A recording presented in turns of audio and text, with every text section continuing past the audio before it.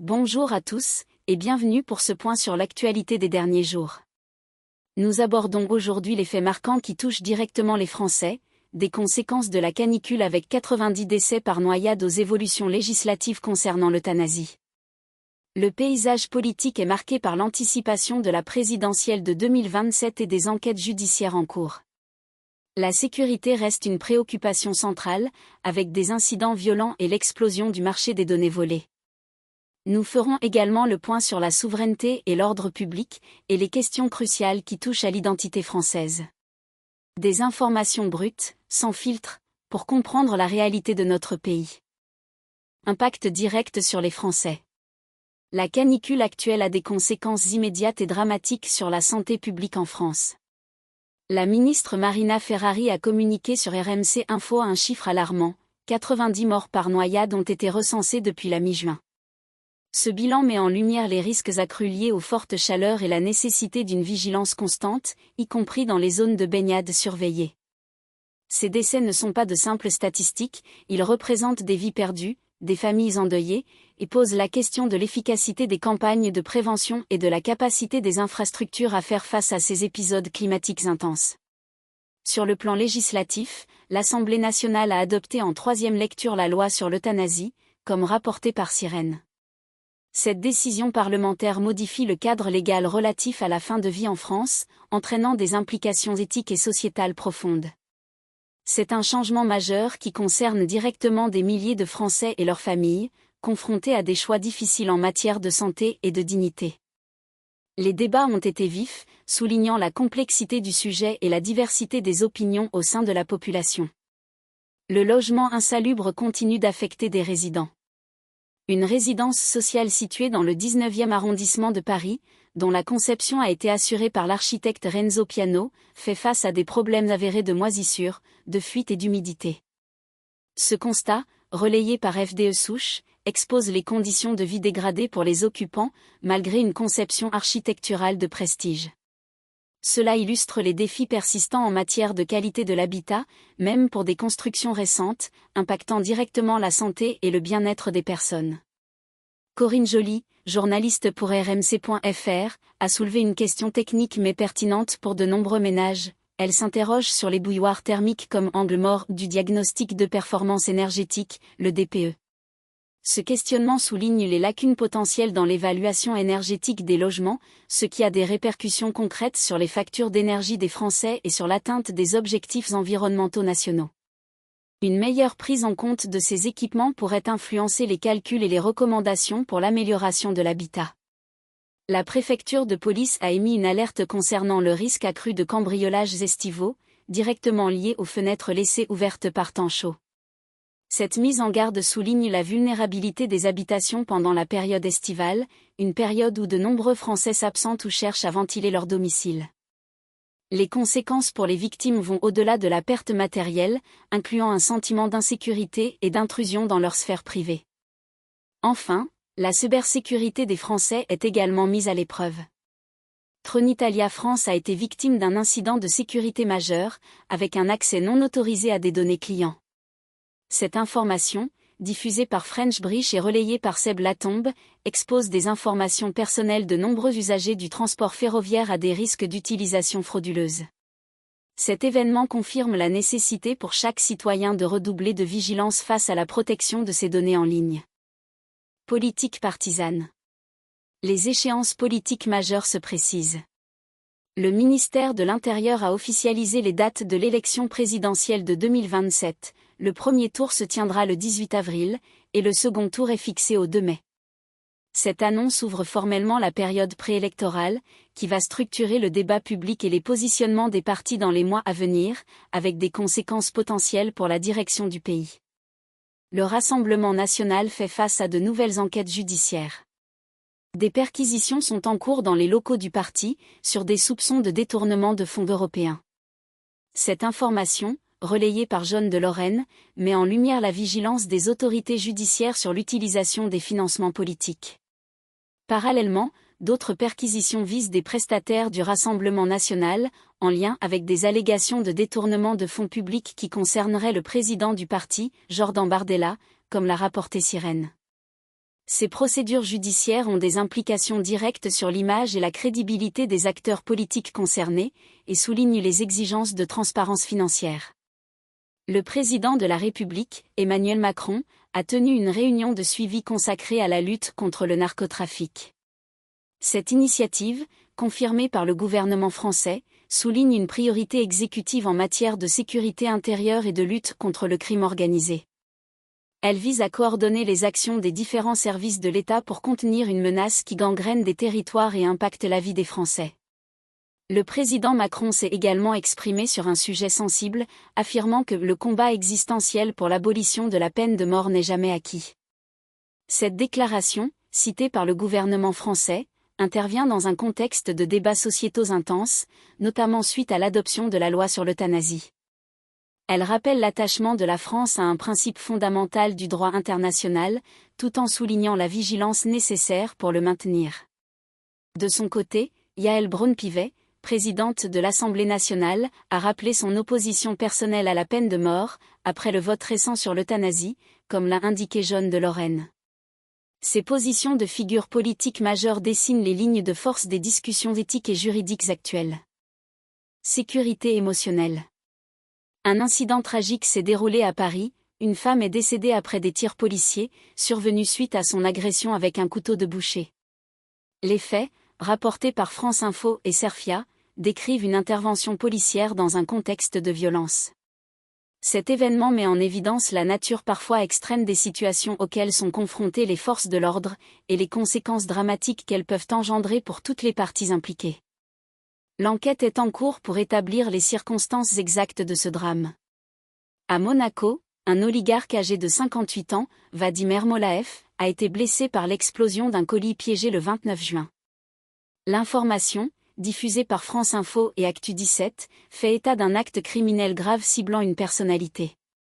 Bien que l'événement se soit produit en dehors du territoire français, il rappelle la persistance de formes de criminalité violente à proximité de nos frontières et ses ramifications potentielles. À Narbonne, le décès de Louis, 17 ans, après une agression, a choqué. 3 des 5 suspects impliqués dans cette agression étaient inscrits au TAJ, le traitement des antécédents judiciaires. C'est ce qu'ont rapporté BFM TV et Jeanne de Lorraine. Ce détail soulève des interrogations sur le suivi des individus ayant déjà eu affaire à la justice et sur l'efficacité des mesures de prévention de la récidive, en particulier chez les mineurs. La perte d'un jeune homme dans de telles circonstances met en lumière la violence qui peut toucher les adolescents. L'enquête sur l'accident de tourisme survenu près de Nancy, ayant causé la mort de 11 personnes, est qualifiée de « complexe » par le parquet de Paris, comme l'a relayé RMC Info. Il s'agit d'une citation directe qui illustre la difficulté des investigations face à des sinistres de cette ampleur. C'est une enquête complexe qui ne fait que commencer, a précisé le parquet, indiquant la nécessité d'une analyse approfondie pour comprendre les causes de cette catastrophe et, le cas échéant, établir les responsabilités. Les accidents de cette nature ont un impact considérable sur les familles des victimes et sur la collectivité. Dans le domaine de la cybercriminalité, 5 jeunes âgés de 16 à 22 ans, spécialisés dans le piratage et la vente de données médicales, ont été interpellés. Saxix Cyber a communiqué cette arrestation, qui témoigne de la montée en puissance de ce type de délinquance. La vente de données médicales est particulièrement préoccupante en raison de la sensibilité des informations et des risques d'usurpation d'identité ou d'escroquerie qui en découlent. Renaud Lifshitz, cité par Seb Latombe et French Briche, a même déclaré que le business des données volées a dépassé le trafic de drogue, soulignant l'ampleur économique et l'organisation de ces réseaux criminels. Souveraineté et ordre public. La Cour de révision a annulé la condamnation de Dany Le Prince, ordonnant un nouveau procès concernant le quadruple meurtre pour lequel il avait été reconnu coupable. Cette décision, rapportée par Sirène, est un acte majeur du système judiciaire. Elle illustre les mécanismes de recours et de contrôle des condamnations en France, et la possibilité pour la justice de reconsidérer des verdicts, même après de longues années. C'est un rappel de la complexité du droit et des garanties offertes aux accusés. Les forces armées françaises ont également été touchées. Le hussard Michael J., âgé de 23 ans, est décédé d'un malaise cardiaque à Tarbes lors de son entraînement parachutiste. Cette information, confirmé par l'armée de terre, met en évidence les risques inhérents à l'engagement militaire et les exigences physiques requises pour les personnels de la défense. C'est une perte pour l'institution et pour la nation. La ville de Nantes est confrontée à une recrudescence de la violence. Un homme de 19 ans a été tué par balle, marquant le 5e homicide par arme à feu en seulement 2 mois, selon France Info et Actu17. Cette statistique alarmante témoigne d'une détérioration de l'ordre public dans certaines zones urbaines, posant des questions sur la sécurité des habitants et l'efficacité des mesures de lutte contre la prolifération des armes. Dans l'affaire de l'attaque du bal de Crépol, un nouveau blocage procédural est survenu. Cette situation, rapportée par Sirène, peut avoir des conséquences sur le déroulement de l'instruction et sur l'attente de justice des victimes et de leurs proches. Les blocages procéduraux, qu'ils soient liés à des recours ou des difficultés d'enquête, sont des défis constants pour le système judiciaire. Un autre point de tension concerne la justice des mineurs. Des mineurs suspectés de crimes risquent d'être libérés faute de mesures urgentes, comme l'a indiqué Jeanne de Lorraine. Cette perspective, si elle se concrétisait, soulèverait de sérieuses questions sur la protection de la population et sur les moyens alloués à la prise en charge judiciaire et sociale des jeunes délinquants. C'est un enjeu direct pour la sécurité des Français. Enfin, les forces de sécurité sont fortement mobilisées contre plusieurs incendies de forêt qui se sont déclarés depuis le 30 juin. Le gouvernement français confirme ces déploiements, qui témoignent de la gravité de la situation environnementale et de la nécessité d'une intervention rapide pour protéger les populations, les habitations et le patrimoine naturel. Les feux de forêt sont un défi récurrent pour la souveraineté territoriale, exacerbé par le changement climatique. Identité française. La question de l'éducation et de l'identité nationale a été illustrée par une démarche individuelle forte. Nicolas a fait passer le brevet des collèges à sa fille Agnès, âgée de 9 ans, en candidate libre. Ce geste, rapporté par FDE Souche, visait à dénoncer ce qu'il perçoit comme l'effondrement scolaire. Cette initiative interpelle directement sur la qualité de l'enseignement en France et sur les préoccupations de certains parents quant à l'avenir du système éducatif. Les faits divers à forte résonance sociale mettent également en lumière des défis pour notre société. Phedra Boulin a été victime d'un viol en Réunion en mai 2021, par des consommateurs de crack, comme l'a rapporté Actu17. Ce crime brutal expose les conséquences des phénomènes de toxicomanie et de précarité sur la sécurité des individus, et soulève la question de la prise en charge des victimes et de la lutte contre ces fléaux. Dans une autre affaire dramatique, celle du viol et meurtre de Philippines, l'avocate M. Leroy a dénoncé l'amateurisme de l'État. C'est ce qu'a rapporté Jeanne de Lorraine, soulignant une critique directe de l'efficacité des services publics dans la gestion de situations critiques. Cette analyse d'une professionnelle du droit met en exergue les attentes de la société vis-à-vis des institutions pour protéger ses citoyens et rendre justice. L'ordre public est aussi menacé par des individus qui cherchent à semer le trouble. Hamza, connu sous le nom de la Douane, lié aux émeutes survenues après des matchs du PSG, avait annoncé publiquement son intention de mettre le feu et avait même envisagé une garde à vue. Cette information des Actu17 met en lumière la préparation et l'anticipation de la confrontation avec l'autorité par certains individus, posant la question de l'autorité de l'État face à des comportements de provocation et de délinquance urbaine. Enfin, le boulevard Voltaire s'interroge sur l'impunité des attentats écoterroristes et sur le risque d'insurrection.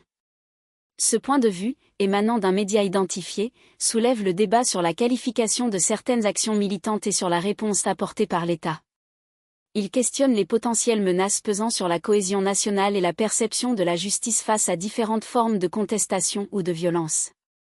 En résumé de cette actualité, la France est confrontée à la fois à des défis climatiques mortels avec 90 décès par noyade, à des évolutions législatives majeures comme l'adoption de la loi sur l'euthanasie, et à des enjeux persistants d'habitat insalubre. Sur le plan politique, les préparatifs de la présidentielle 2027 sont lancés, tandis que des enquêtes pour détournement de fonds touchent le Rassemblement national. La sécurité reste un sujet central, avec des incidents violents à Paris et Narbonne, un accident de tourisme coûtant la vie à 11 personnes près de Nancy, et la montée en puissance de la cybercriminalité, dont le business des données volées a dépassé celui de la drogue. Le système judiciaire est sollicité, entre annulation de condamnation et blocages procéduraux.